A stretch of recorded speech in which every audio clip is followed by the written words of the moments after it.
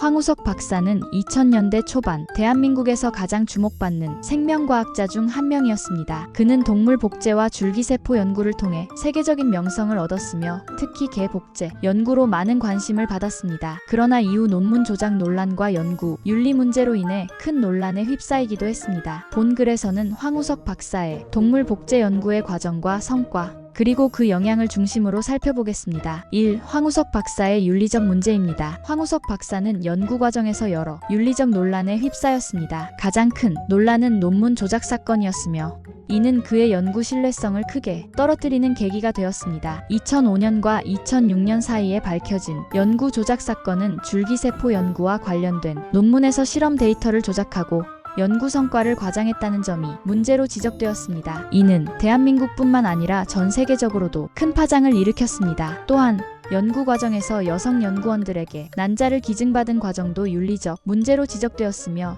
연구자의 윤리의식과 책임성에 대한 논의가 이어졌습니다. 2. 동물 복제 연구의 배경입니다. 복제 기술은 생명과학 분야에서 중요한 연구 주제 중 하나입니다. 1996년 영국에서 복제 양 돌리가 탄생하면서 동물 복제 기술이 현실화되었으며 이후 여러 국가에서 다양한 동물 복제 연구가 진행되었습니다. 황우석 박사는 이러한 흐름 속에서 개 복제 연구에 집중하였고 2005년 세계 최초의 복제견 스너피를 탄생시키며 큰 주목을 받았습니다. 3. 개 복제 연구의 과정과 성과입니다. 황우석 박사 연구팀은 체세포 핵이식 기술을 활용하여 개 복제에 성공하였습니다. 연구 과정은 다음과 같습니다. 공여세포 준비, 복제할 개의 체세포를 채취하여 핵을 추출합니다. 난자 준비, 다른 개의 난자에서 핵을 제거한 후 공여세포의 핵을 이식합니다. 핵 이식 후 배양 핵이 이식된 난자는 배양 과정을 거쳐 초기 배아로 발달합니다. 대리모 이식, 발달한 배아를 대리모, 자궁에 이식하여 정상적으로 임신과 출산이 이루어지도록 합니다. 출생 후 검사, 태어난 개가 유전적으로 공여세포와 동일한지 확인하는 과정을 거칩니다. 이 과정을 통해 2005년 세계 최초의 복제견 스너피가 태어났으며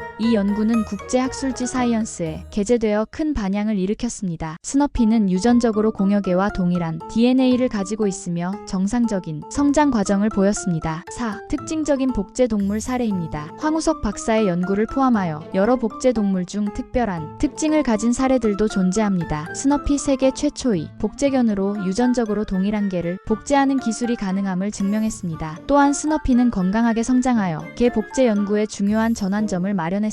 태어난 뒤 털색이 변한 복제견 몇몇은 복제견은 유전적으로 동일하지만 태어난 후 털색이 부분적으로 변하는 현상이 보고되었습니다. 이는 환경적 요인이나 후성 유전학적 요소가 작용한 결과로 보입니다. 특수한 능력을 가진 복제견, 일부 복제견들은 특정한 훈련을 받은 개를 복제하여 동일한 능력을 갖도록 연구되었습니다. 예를 들어 경찰견이나 탐지견을 복제하여 기존 개의 능력을 재현하는 연구가 진행되고 있습니다. 5. 복제 연구의 윤리적 문제입니다. 황우석 박사의 연구는 과학적 성과와 함께 많은 윤리적 논란을 불러일으켰습니다. 논문 조작 문제. 황우석 박사는 줄기세포 연구에서 연구 데이터를 조작한 사실이 밝혀지면서 신뢰를 잃게 되었습니다. 이는 동물 복제 연구에도 의구심을 불러일으켰습니다. 동물 복제의 윤리성, 복제 과정에서 다수의 배아가 폐기되며 대리모 역할을 하는 개들에게도 상당한 부담이 가해집니다. 또한 복제된 개의 건강 문제와 생명 윤리에 대한 논란이 지속적으로 제기되었습니다. 상업적 활용 문제. 복제 기술을 이용하여 반려동물을 복제하는 서비스가 등장하면서 윤리적으로 정당한지에 대한 논쟁이 계속되고 있습니다. 6.